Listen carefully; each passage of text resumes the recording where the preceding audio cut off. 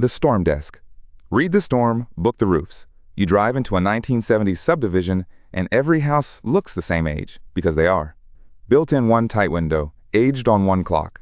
Somebody told you it's a gold mine, so you mailed all 200 homes and booked 6. The whole street looked due. Most of it wasn't. By the end of this, you'll know how to read an old neighborhood like an operator. Which roofs are worn out, which got redone 3 years ago, and how to knock with a reason. The density is real, so is the noise. Start with why the wave is real and not a gimmick. The 1970s and 80s were peak building decades for a huge share of single-family homes. The Census Bureau asks year built so communities can study how old their housing stock is. Here's the translation. A peak building decade becomes a peak re-roofing decade on a delay again and again. A subdivision finished in '76 got its first re-roof in the '90s. Its next came due across the 2020s. That's a planning advantage, not a damage claim. Now the mistake that drains the whole play.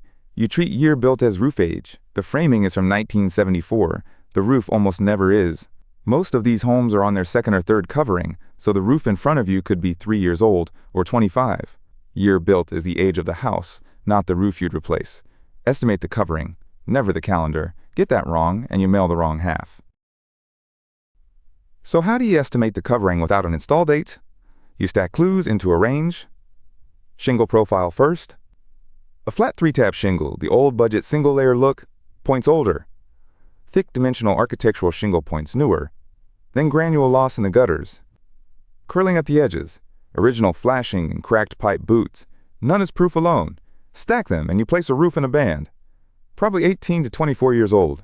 A range is a planning tool, not a diagnosis. Then read the street, not just the house. An old subdivision hands you a second signal. The pattern of the block. Fresh roofs scattered around, a different color here, a crisp ridge cap there, means that street is in an active replacement wave. That's real market intelligence. But here's the line. A neighbor's new roof is evidence the street is active. It is not evidence about the roof 3 doors down. Your neighbor's replaced, so yours must be shot, earns a reputation you don't want. Age is only half the picture. Exposure is the other half. 2 identical 2006 roofs age differently if one sat under a severe hail core and the other didn't. Hail comes in at an angle. Wind loads some slopes harder. A single street can take different impact house to house. This is what most outbound gets wrong. A hail map shows where it hailed. It does not show which roofs the hail wore out. Pair the age band with the storms a roof has actually taken. Now the failure modes specific to this vintage. First, organic shingles. The old cellulose mat shingle, soaked in asphalt, phased out roughly between 2000 and 2012. They absorb moisture, curl, and cup, and a wave of premature failure settlements followed certain organic and early laminated products. Here's the surprise. The second covering on many of these homes, installed in the '90s, may itself be one of those shorter-lived products. So when an owner says we just replaced this in 2001, sometimes it's already at end of life. Second failure mode, and it moves the bid more than anything, layers. Old homes are where you find layovers, a second covering installed directly over the first to skip the tear-off. The International Residential Code does not allow a new roof over 2 or more existing layers. At that point, a full tear-off is required. Layers change everything. Scope, weight, dump fees, labor. A different proposal than the single-layer job the homeowner assumed. Confirm the layers before you price it, and check your local amendments. Third, ventilation, the quiet killer of shingle life. 1970s homes are full of bad intake and exhaust. Soffit vents painted shut, exhaust at the ridge with no matching intake, bath fans dumping moist air into the attic. The manufacturer's best practice is a balanced system, intake at least equal to exhaust. A roof that bakes from below ages faster than its label says. That's why asphalt shingles, which broadly run 15 to 30 years, skew low on a poorly vented home. Here's the compliance detail that trips up crews, because they think they're just doing the roof. Most 1970s homes predate 1978, and roofing routinely disturbs painted parts. Fascia, soffits, trim. The EPA's renovation, repair, and painting rule covers firms disturbing painted surfaces in pre-78 housing above thresholds like 20 square feet of exterior. The EPA says a firm cannot even advertise that work without certification and a certified renovator on staff. This doesn't make every old roof a lead project. It means a company working heavily in these tracts needs that certification first. Now the marketing line, and there's a hard one here. These homeowners have been pitched after every storm, and they distrust urgency. The Federal Trade Commission's rule is plain. Advertising must be truthful, not deceptive, substantiated where a claim needs support. So here's the line you cannot cross. You document conditions and write an estimate. The insurer decides coverage. The homeowner owns the claim, and the deductible is theirs to pay. Telling an owner you'll handle, fight, or get their claim approved crosses into unlicensed public adjusting. Offering to waive a deductible is fraud in many states. Document, don't diagnose the claim. Here's the move that turns a noisy street into a route. Triage the neighborhood into 3 buckets before you spend $1. 1. Recently re-roofed. Crisp ridge. Full granules, a recent re-roof permit.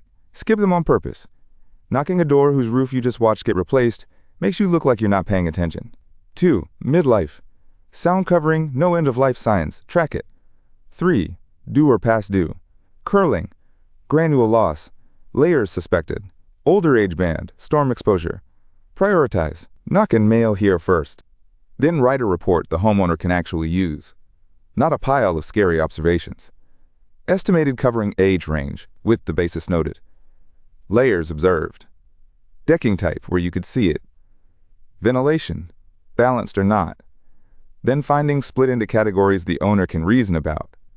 Immediate repair, monitor, maintenance, replacement option, and the part most crews skip. Write down what you couldn't safely access and why. Keep the homeowner off the roof. Roof falls are among the worst hazards in the trade. Never imply you verified what you couldn't reach. Your cheapest roofs in this neighborhood aren't the cold doors. They're already in your file. The homeowner who isn't due today is due in a few years, and the company with the records wins that job by default. Keep the photos, the access limits, the proposal, the not now homes. An old subdivision is a 20-year account, not a one-time sweep. Same goes for the book you never closed. Those past estimates already know you and live on a street that keeps coming due. Re-engage that book on a schedule. Found money in your old file. Here's where Roof Predict fits and where it doesn't. It pairs an estimated roof age range with storm physics modeled per individual home, hail and wind scored house by house, so your due or past due bucket is built on more than a windshield guess. It also flags which old contacts now sit on a roof aged into its window. It does not inspect the roof, diagnose damage, or decide a claim. Roof age is a range for planning, not a date. The list starts the route.